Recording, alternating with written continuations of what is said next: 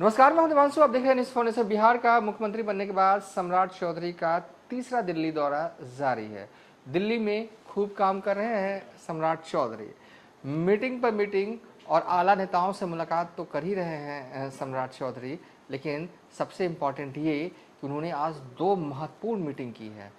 Meeting number 1, जहां पर जो बिहार से ताल्लुक़ रखने वाले केंद्रीय मंत्री हैं सबके साथ जो है वो मीटिंग जो है वो निजी एक दिल्ली के एक निजी होटल में जो है वो सीएम सम्राट चौधरी ने की है।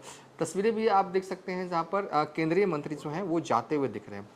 कहीं ना कहीं जब बैठे होंगे, बैठक हुई होगी बिहार से ताल्लुक़ रखने वाले केंद्रीय मंत्रियों के साथ सीएम सम्राट चौधरी, मैसेज उनका क्लियर होगा कि लगना है, बिहार के विकास के लिए लगना है।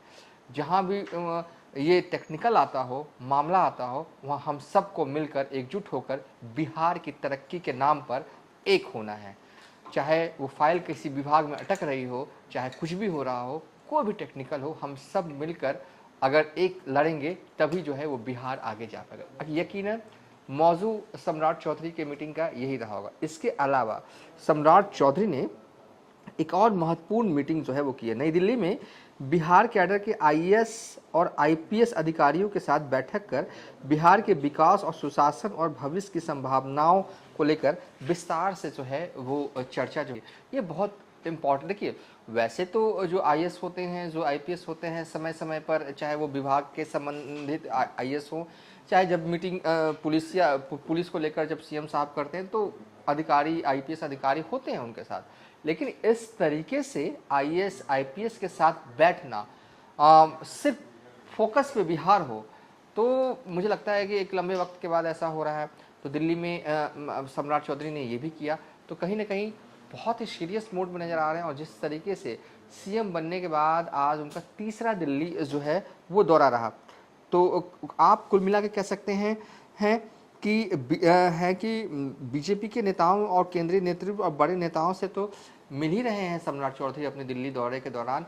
बिहार को लेकर मीटिंग भी जो है वो कर रहे हैं। और कहा जा रहा है, जो जानकारी हमारे पास आई है कि सीएम सम्राट चौधरी जो है आगामी 29 मई को राष्ट्रपति द्रौपदी मुर्मू से भी जो है वो मिल सकते हैं। यानी कि सीएम की मुलाकात देश के महामहिम से भी जो है वो हो सकती है, संभावनाएं प्रबल हैं। देखिए, जब तक मुलाकात ना हो जाए, जब तक फोटो जारी ना हो जाए, तब तक ये कह नहीं सकते कि 29 तारीख को जो है वो मुलाकात होगी, क्योंकि ये तो लेकिन हाँ, अभी के हिसाब से जानकारी जो हम तक सूचना पहुंची उसके हिसाब से मुलाकात होनी है, 29 मई को होनी है। सम्राट चौधरी का यह दिल्ली दौरा कई मायनों में बेहद अलग माना जा रहा है।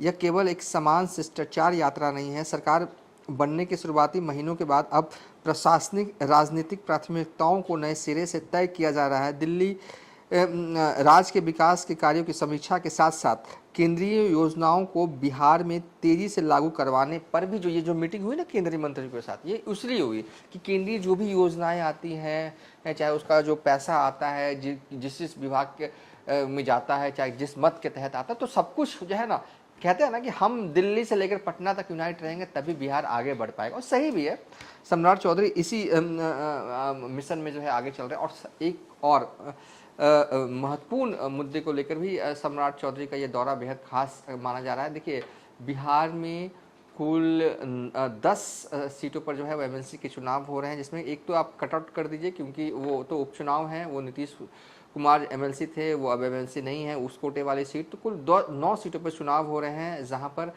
बीजेपी के उम्मीदवार कौन होंगे, हो सकता है कि इसको लेकर भी सम्राट चौधरी कुछ दिल्ली गए हैं तो कुछ बात होगी उम्मीदवारों को लेकर। बहरहाल, इस वीडियो में हमने क्या बताया, हमने ये बताया कि सम्राट चौधरी सीएम बनने के बाद तीसरी दफ़ा दिल्ली गए हैं, बीजेपी के आला नेताओं से मिल रहे हैं, बिहार से ताल्लुक़ रखने वाले केंद्रीय मंत्रियों से के साथ उन्होंने बैठक की, और बिहार कैडर के आईएएस और आईपीएस अधिकारियों के साथ जो है वो बैठक की। आगामी 29 मई को महामहिम राष्ट्रपति से भी जो है उनकी जो है मुलाकात निर्धारित, अभी तक के हिसाब से जो सूचना हमारे सूत्र ने बताई उसके हिसाब से जो है ये तय है। सीरीज तो नजर आ ही रहे हैं सीएम साहब बिहार को लेकर। फिलहाल अब तक के लिए इतना ही। आप देखते रहिए न्यूज़ फॉर नेशन।